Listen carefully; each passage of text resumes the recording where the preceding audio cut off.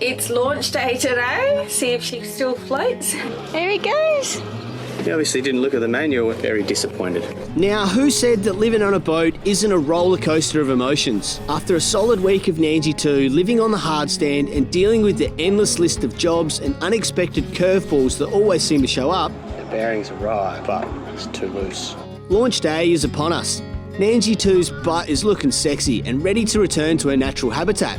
After sailing over 10,000 nautical miles in the last year, she was starting to look a little sad. But now, after a week of elbow grease and dedication later, she's shining once again and back to looking like $1,000,000.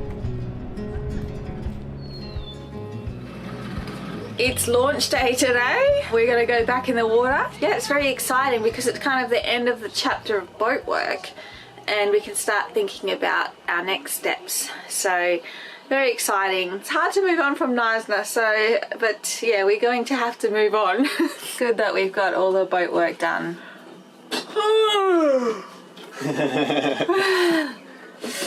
Good feeling in there. Yeah.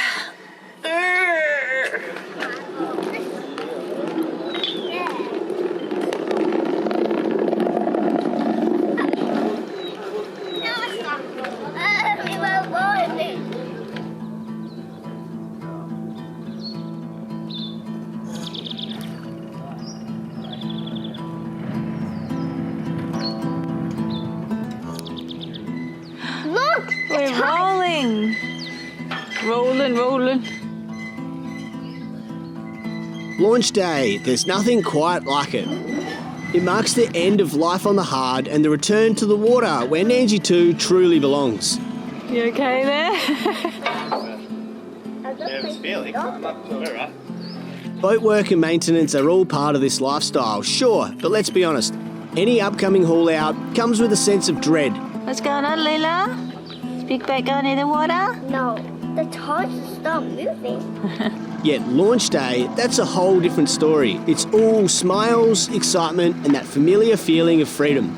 Funny how hauling out always makes us nervous, but launching back in, it's pure joy. Hey, Leela? The moment you're floating again, everything just feels right. But things don't always go as planned. Look, the tides. They're disappearing. There he goes. I think those balls are going under. We're gonna float. She floating? Yes, she is. Look. Whilst Nandji 2 was floating once again, it was now that we discovered that not everything is as it should be. Big boat.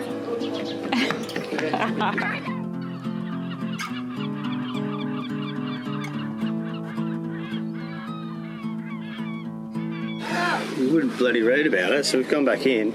Everything was smooth in the hauling side of things. Everything was fine, but so the fellow that did the cutlass, he pulled the proper part, and I didn't concentrate and pay attention to what they were doing. I just figured everyone said that he was really good, so I just sort of let him do his thing to a T, and he pulled the proper part. He should know how the prop goes back together, but he obviously didn't look at the manual and read which way the blades are meant to go on when you put it back in, because those blades are on backwards, so now forwards is reverse and reverse is forward. We could have hauled out again straight away and changed the blades over, but because we did that magnificent job with the prop speed, that stuff's expensive. We're not going to just ruin that. It's just like burning $500. So now we have forwards and backwards in the opposite way. I'm hoping I can change it over on the gearbox with the gearbox lever and just put it on the other side. But I'm not sure if I can do that if there's enough space on this gearbox. Otherwise, we're going to have forwards and backwards mixed up.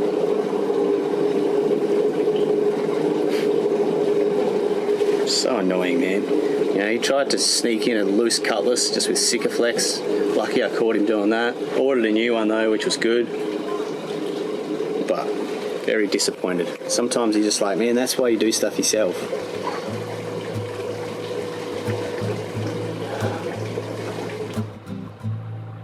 Well, not exactly what we were hoping for after a reasonably successful stint on the hardstand. With the tide dropping and not a breath of wind in the morning air, we made the call to limp Nandji 2 back onto the mooring ball to regroup and figure out how we are going to deal with this new issue.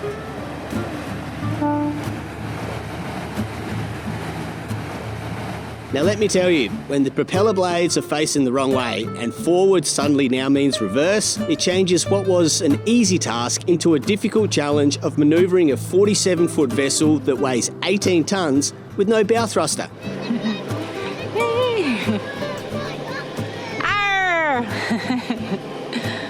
Our forward momentum dropped to barely a knot, and while reverse had more power, we can't exactly motor backwards through the Neisner heads, can we? You ever picked up the mooring driving backwards? The boat just feels so different, eh? Okay, yeah, it's a disappointing situation, but hey, mistakes happen. What truly matters is how people respond. And thanks to the kindness and generosity of Dave and the haul-out yard, who stepped up to help even though it wasn't their fault, we're already on the right path to resolving this problem. Sure, this setback throws a spanner in the works, but hey, that's boat life. We are pretty resilient these days and used to plans changing on the whim. So in hindsight, if it means sticking around this amazing little community a little bit longer, well, we're more than okay with that. Whilst we continue to try to tick off jobs here in Neisner, so the more we do here, the less we got to do down the track. The Vice Commodore Dudley, we're trying our hardest to get him on camera, but he's pretty camera shy. But he's given me a good contact here of a lady that can sew the umbrella back onto our head sail. Yeah. And as we were coming down the coast, it's sort of been getting worse and worse. We did it in Reunion Island, but he only sort of done that minimal amount. He didn't go over the whole head sail. Sort of a little bit disappointing in that regard. But here in Neisner, we found this lady from Zigzag. I believe she operates under, and so yeah, we'll just rip the head sail off now and take it in, and hopefully in a couple of days' time we have it back looking super pretty once more. Not sure if I need to supply the stitching material, the UV material, but I'm pretty sure we've got a big thread, big ball downstairs anyway, so if that's the case, it doesn't really matter. But let's rip it off. Okay, let's do it.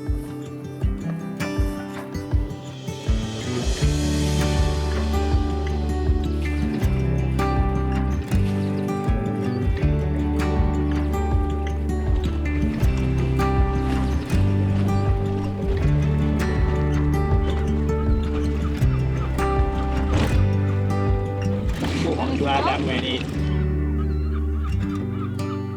This is one of our problem cupboards. Things just get stuffed in here and it doesn't get open very much, but the climate is changing and I really need to just go through all the cupboards and clean them out. There's a lot more, I guess, moisture in the air with the rain, and things are getting a little bit yuck.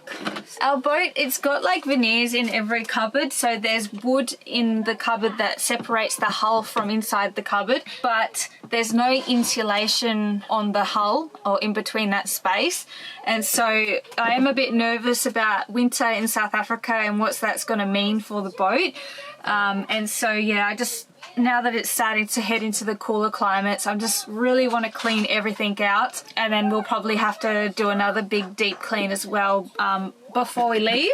I think like moisture and condensation can occur on the hull on the inside when it's really cold and rainy, and it's not ideal. So unfortunately it's one of the downfalls of this boat.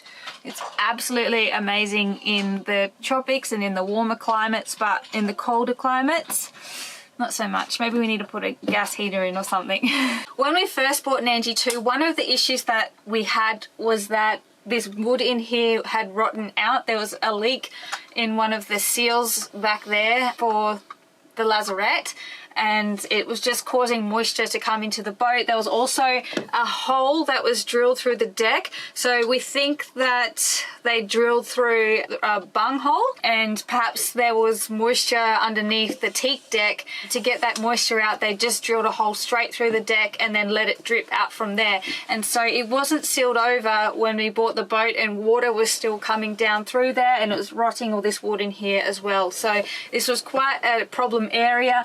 We ripped out all the rotten wood and replaced it with new veneers in the back there, but we haven't put a new roof inside the cupboard. It's been about a year and I think we might be still having some issues in here, but I really want to give this a good clean out and just assess what's going on and see if there's anything else happening in this cupboard, but it's definitely been a problem area for us. I'm just using vinegar water to start with. Vinegar water kills the spores of any mold. For months now, Dudley's been convincing me on the next big blow that I should come out dinghy sailing with him. Finally, a decent blow was forecast, and with winds pushing up into the 20s, off we went. We took out his little spearhead sailboat, and let me tell you, these little vessels get up and moving. With the stronger wind, balancing the boat means the crew member has to hit the trapeze. Although the wind was very gusty, we still managed to get the spinnaker flying. The wind didn't stay strong enough to keep us out on the wire the whole time, but man, it was an absolute blast. Cheers, Duds. I could definitely see myself getting into dinghy racing. Well, I mean, I'm cheeky enough for it.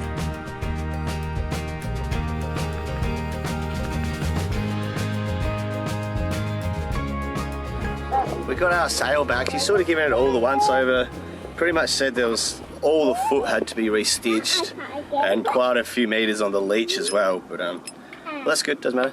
Yeah, these sails were new when we bought Nandji, so it's best to try to keep them healthy.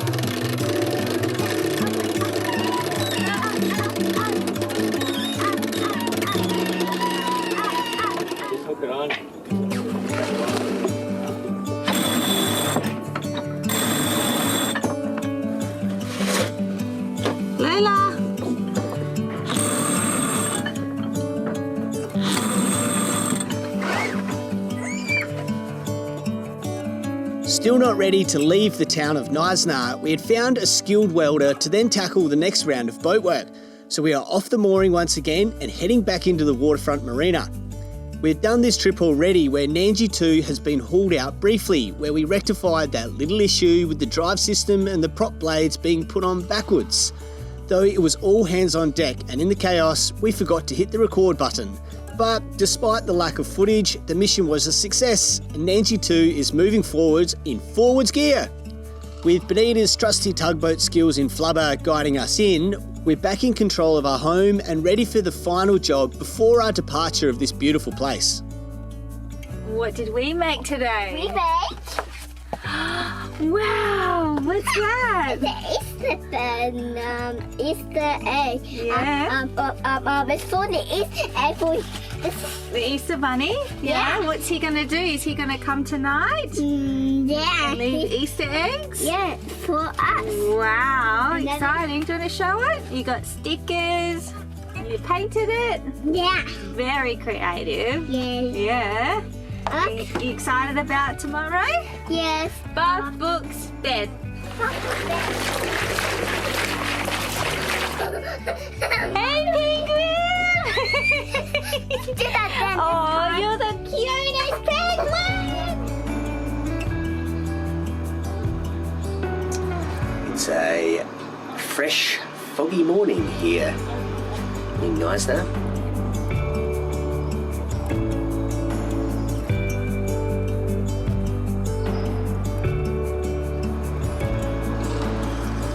We brought the boat into the marina yesterday afternoon, right next to where we hauled out on the high tide, and we've stern tied in here at the dock because we're going to get the more welding done on the dinghy davits. This is a job that is more my fault from when we first built it, so can't really blame anyone, but this will strengthen up the whole dinghy davits and finish off that project that has now been over a year in the making.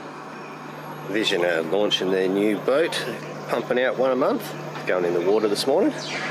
I built the davits before I installed the wind vane. So the wind vane was always a hope that it was going to fit in the perfect spot, but it hasn't really eventuated that way, and because of that we've had to leave it not tied in at the toppy, so it didn't have that top support, and then when we're on the Indian Ocean passage we snapped those two bottom bolts because it's just too much of a pendulum going on, too much side force I think. Today the welder's going to come, need to slide the whole panels over like 100 mil then we can square up the wind vane. That'll poke through the hole perfectly, and then need to tie it into the rest of the frame. So weld some supports at the top here into the davits. And that's also going to make the dinghy davits an extra point of contact onto the stern. So that should take away a lot more of this shake, and it'll full support the wind vane then as well. So then we can start using the wind vane. We don't need to have the autopilot all the time. Sort of got Nandji's twin sister next door here. This is a South African designed boat, 52 Sovereign. Very similar looking to Nandji. It's got that Bob Perry feel, but it's not. But it looks sick. I really like that boat.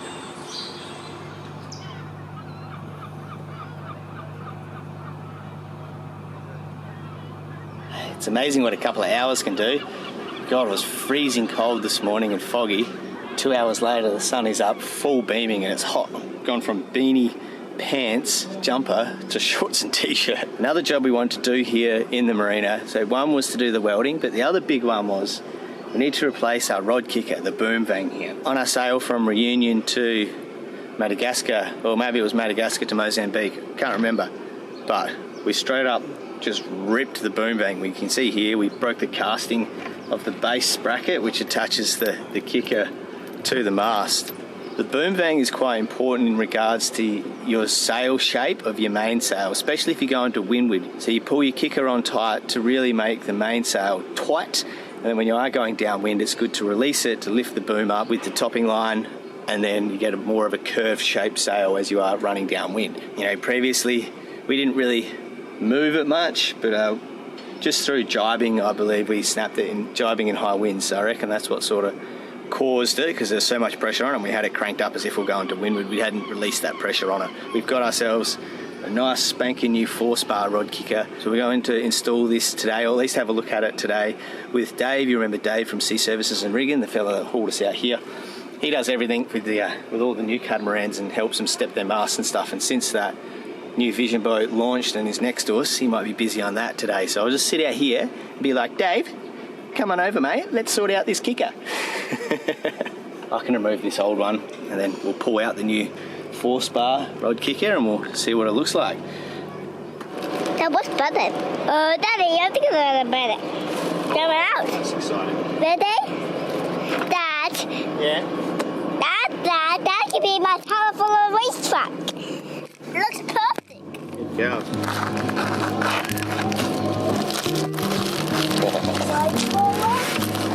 Wow.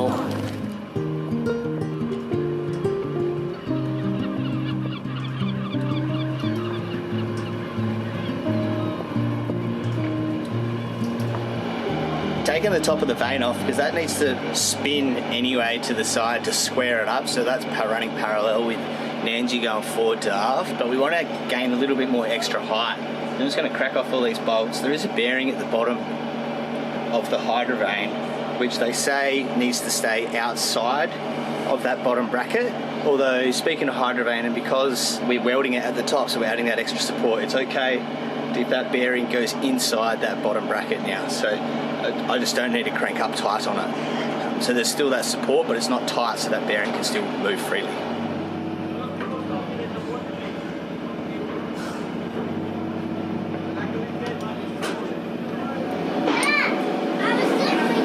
Sorry, I'm fixing. Need to come help? Can I have another one of these? Another spanner? Small bit. Doesn't matter. Maybe this big. Big one. Yep, big one. I feel strong. Oh, very strong. I'll keep that one. Let's leave that one. 2. Thank you. Tallulah, Yeah. can I have a small one, please? Dad, what is it? Oh, I've got them both here. Sorry, mate. Silly dad. As you were. Alright, we're done. Dad, I keep on getting off here for my car to waist down. Alright, cool story, bro. I'm going to need this bit here now, though.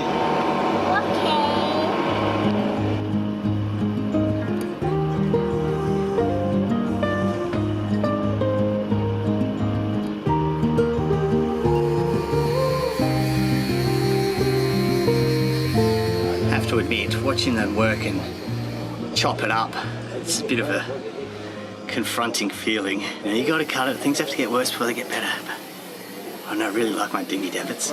You know, we chop them up. I'm sure they know what they're doing.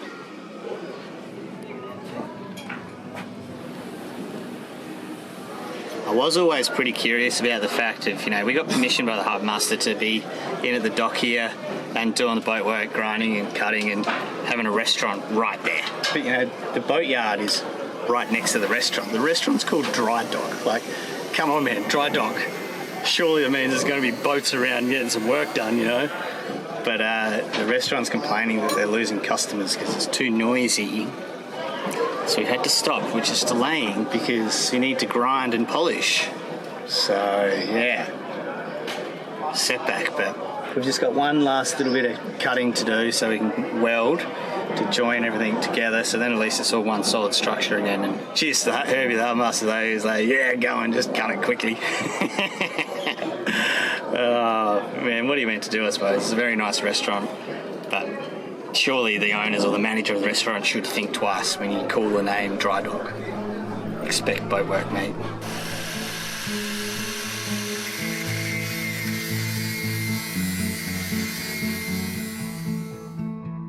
Did the Easter Bunny come? Yep. What you got? Wow, you got a bunny? One hour of the cookies. Yeah, you got some eggs too? Yummy? Yep. Very cool, hey? But is this like the bunny? Yeah, nice one. Tasty. So cool. As we didn't finish the welding and grinding and stuff as we got told off, it was on the last day before a long weekend, so we were really trying to push it to get it done, but, you know, the long weekend's just been, we didn't want to leave the boat inside the marina, you know, you're just right in front of that restaurant the whole time, so we decided to take the boat out, but we need to bring it back in this morning just to finish off these last couple of hours of grinding and polishing. That one time that with the boat. Yeah. That thing. Whoa, little boat. Super cute. You could sell that one.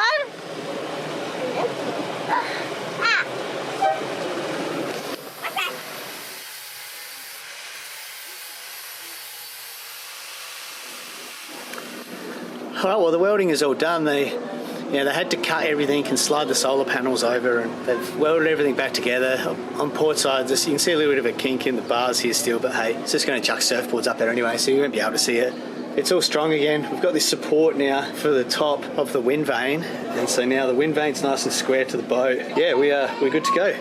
The wind vane is now operational again, so job done. Might as well load up the surfboard rack again, because we're going to have a crew member on our trip to Cape Town. But we're going to leave in a couple of days, so all the boat work's done. We've done really well here in Eisner, which means less we have to do in Cape Town. But yeah, let's pack up and get ready. Let's go.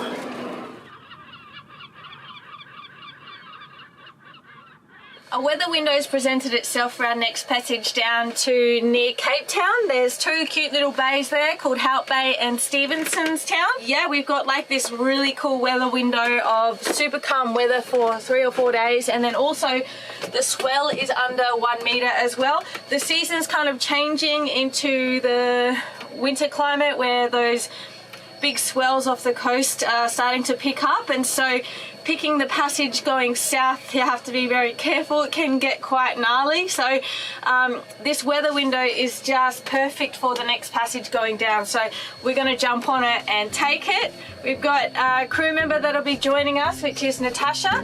She's never been on a sailboat before. She's been on Nandji too, but she's never sailed in her life, and it's something that she really wants to do, so it should be really fun bringing her along as well and sharing the experience. And yeah, we're just kind of wrapping things up here. We finished off the stainless steel yesterday in the marina, and now it's just go getting the boat ready. So Josh is doing an oil change, Talila's doing some schoolwork, and the V-berth kind of turned into our garage again over the last few months, so I'm going to clean everything out of here and allocate it to other parts of the boat and get it ready for Tash. So all the way to the bottom, that's it, and then start at the top again and do half circle. Yep, that's it. Nice one.